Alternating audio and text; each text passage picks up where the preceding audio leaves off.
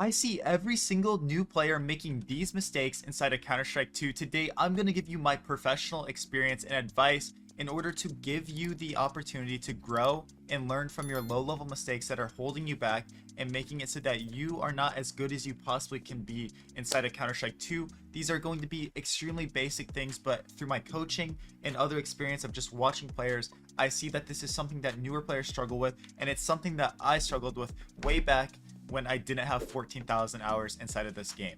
But before we get into that, I do have to give you a message about something that nobody has to suck at inside of Counter-Strike 2. Thank you to the sponsor of today's video, SkinsMonkey. They are one of the greatest and easiest to use CS2 trading sites out there. You can swap out the skins you do not like for brand new ones that are so much more fresh. Even skins that are trade locked can be secured by adding them to your backpack. The greatest thing about the site is that you can buy skins for so much cheaper with a 35% deposit bonus when you use my code CoJo. Make sure to check out the freebie section where you can get a free skin just by completing tasks. On top of the bonuses, you also get a $5 bonus when clicking the link in the description. Alright guys, so the concepts I want to talk to you about today are extremely simple, extremely easy, but they are going to help you grow from being an absolute noob at this game to getting the fundamentals, getting the basics down, and helping grow your game. These are some really good things. So starting off with the first thing I see new players doing, and honestly I see some high level players making this mistake too, face level 10s, 9s, 8, I see some higher level players making this mistake, is holding out your knife or other guns way too much, right? Counter-Strike 2 skins are beautiful, as we know from our sponsor, but guys, there's no need to be pulling out your knife or inspecting it or, you know, doing these things in the middle of a round, right? For the most part, it's always going to be detrimental to you. I see literal like players like pulling out their knife in the most inconvenient spots, right? Like they're coming down mid here and they just automatically pull out their knife and they're just looking at it. They're looking, I'm like, bro, somebody could peek you from out here. Someone could peek you from cat, and you're sitting here inspecting your new knife that you just got from SkinsMonkey, man. Like, leave it for the offline guys, or leave it for spawn, right? When we're inspecting our stuff, when we're pulling out our knife, when we're looking at the new juicy skins that we just got, it's always going to set us up for failure. It's going to distract you from what's going on in front of your screen. And I get it if you just want to be a casual player and you could care less about improving, but you didn't watch this video for that reason. So guys, put the knife away, keep your primary out, and get ready to be, you know, peaked. Get ready to play the round, because way too many players are distracted for no reason. Cut down on those distractions and it's going to be very easy for you to get those kills. You're not going to be caught off when people are swinging you. You're not going to be sitting there with your knife out or, you know, looking, inspecting something else. Get that gun out and get ready to farm. The next mistake I see newer players making is something I've talked about on this channel before, but it's something that I see a lot of my more inexperienced players that I coach doing wrong, and that is not having binds for each gun and nade. Why is this something that is so important?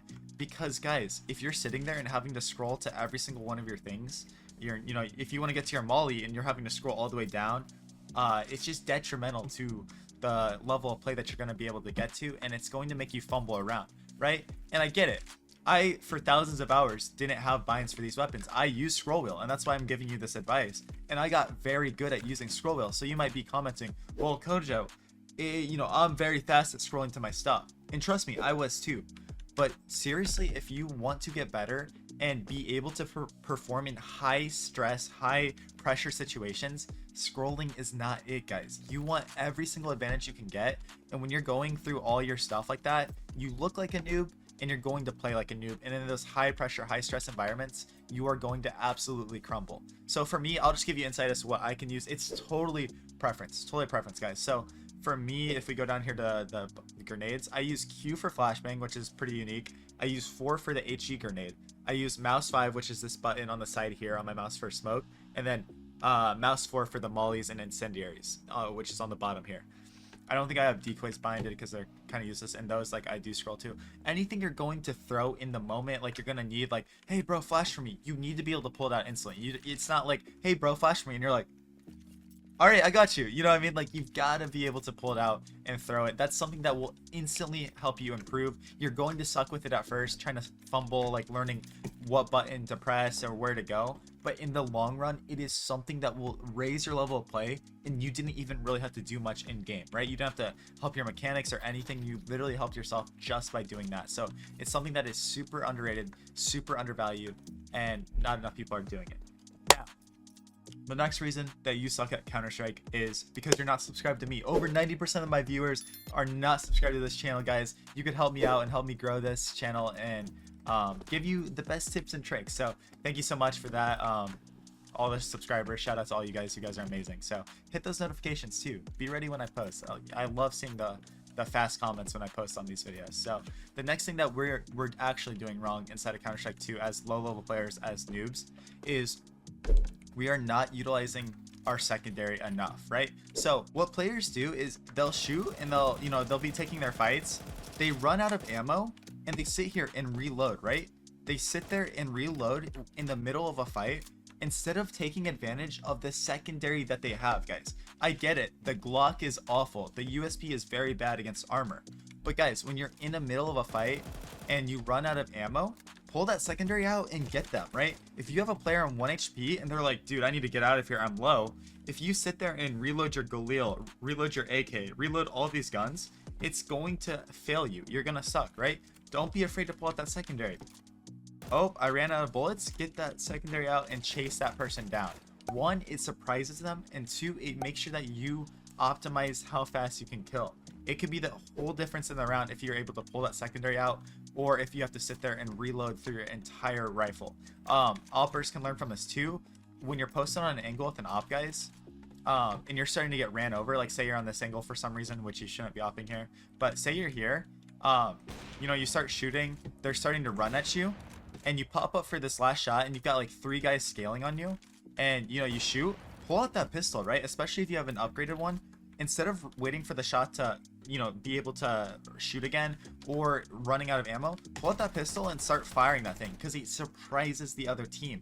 They're facing a rifler, they're facing an opper, and all of a sudden you whip out a pistol instead of reloading.